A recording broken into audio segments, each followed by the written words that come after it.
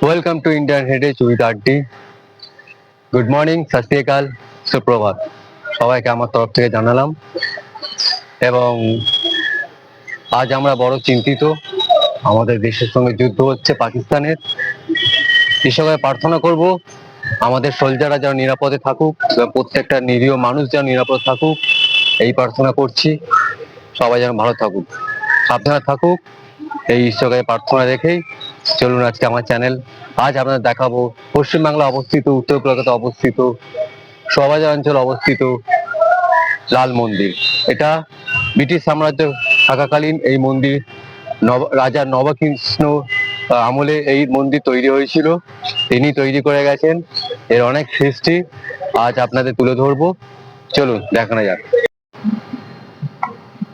তো সেই সময় কথিত আছে এই মন্দির আজ থেকে 300-350 বছর আগে শ্রী রাজা নবকৃষ্ণ সবাই রাজবাড়ি, যিনি রাজা ছিলেন সেই সময় আমলে, সেই সময় অনেক ইতিহাস আছে। এই মন্দির ওনার বাড়ির সামনে এই এই মা কালীকে স্থাপন করা হয়েছিল। কোনো একজন এসে তখন রাজাকে রামকৃষ্ণ মেনে নিতে পারেনি, তাকে এখান থেকে উঠে যেতে বলেছিল। তখন মা স্বপ্ন দেয় যে আমাকে প্রতিষ্ঠিত কর। তখন উনি এইখানে এসে সেই সময় প্রতিষ্ঠিত মন্দির বানিয়ে দেন। এবং সেই সময় ব্রিটিশ সাম্রাজ্য থেকে শুরু করে আজ পর্যন্ত যারাই চেষ্টা করেছে এই মন্দির তুলে রাস্তা বানাবে, অনেকে মারা গেছে, কত ইঞ্জিনিয়ার মারা গেছে, অনেক ক্ষয়ক্ষতি হয়েছে। তাই আজ পর্যন্ত যা কাজ করা যায় এই মন্দিরে, সব মন্দিরকে রেখেই কাজ করা যায়। ইভেন যখন মেট্রো রেল হয়েছিল তখনও বানানো হয়েছিল এই মন্দিরকে রেখেই, মাটির তলাতে মেট্রো গেছে।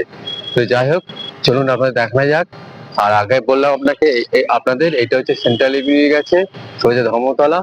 আর এইখান থেকে যদি যান সোজা গেছে আপনার বাগবাজার, শ্যামবাজার, শোভাবাজার, বাদিকে এই রাস্তাগুলো এখান থেকে গেছে। যেটা আপনারা কেউ আসেন তাহলে মেট্রো রেলে করে আপনারা শোভাবাজার নামবেন, নেবে কারণ শ্যামবাজারটা অনেক দূরে যাবে, সবাই নেবে, সামনেই মন্দির।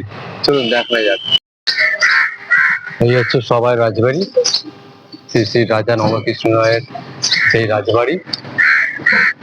আপনারা ক্ষমা করবেন আমাকে, কারণ আজকে আমি দেখাতে পারবো না, কারণ এখন বন্ধ আছে, বিনা অনুমতিতে প্রবেশ নিষেধ, বুঝতে পারছেন।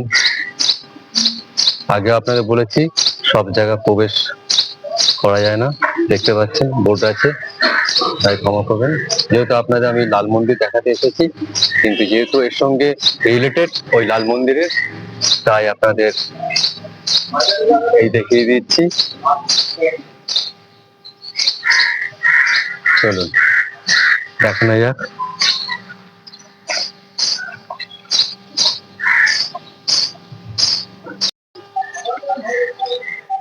এটাও দেখছেন সেই রাজবাড়ি। এটা আর এক অংশ পাশে, এটা দুর্গা দালান বলা হয়। এখানে দুর্গাপূজার সময় ভেতরে এই দালানের মধ্যে দুর্গাপুজো হয়ে থাকে রাজবাড়ির। তো এখানেও প্রবেশ নিষেধ। এটা বিশেষ অনুষ্ঠান ছাড়া এখানে কোথাও কাউকে ঢুকতে দেওয়া হয় না। এক সময় দুর্গাপুজোর সময় শুধু ঢুকতে দেওয়া হয়, আপনারা সবাই জানেন। আর এই রাস্তাটা চলে গেছে সোজা লাল মন্দির দিকে। চলুন।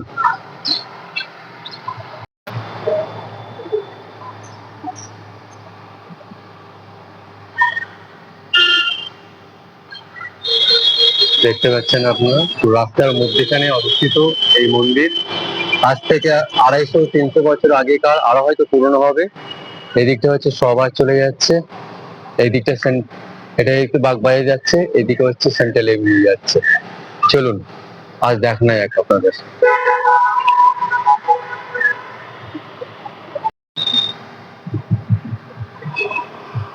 দেখতে পাচ্ছেন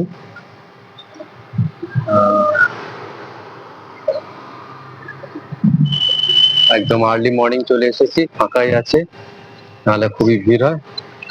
চলুন দেখানো যাক।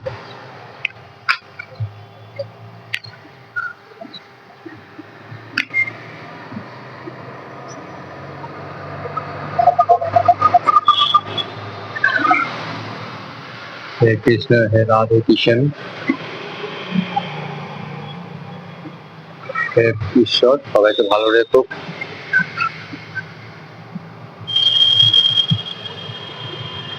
অনেক ইতিহাস জড়িয়ে আছে এখানে। প্রায় 300 বছর থেকে 400 বছর পুরনো এই মন্দির। আপনারা যদি কেউ আসেন, যদি মেট্রো করে আসেন তাহলে সবাই আর নামবেন, নেবে ওইখানটায় সবাই দেখতে পাচ্ছেন, ওই যে সবাই লেখা আছে, ওই যে সবাই স্টেশন মেট্রো রেল, ওইখান থেকে নেবেই আপনারা সোজা এদিকে তাকাবেন, এইদিকে তাকালেই হচ্ছে এই মন্দির। এটা একটা বিরল মন্দির, রাস্তার মধ্যেখানে, সারা কলকাতা জুড়ে কোথাও দেখতে পাওয়া যায় না।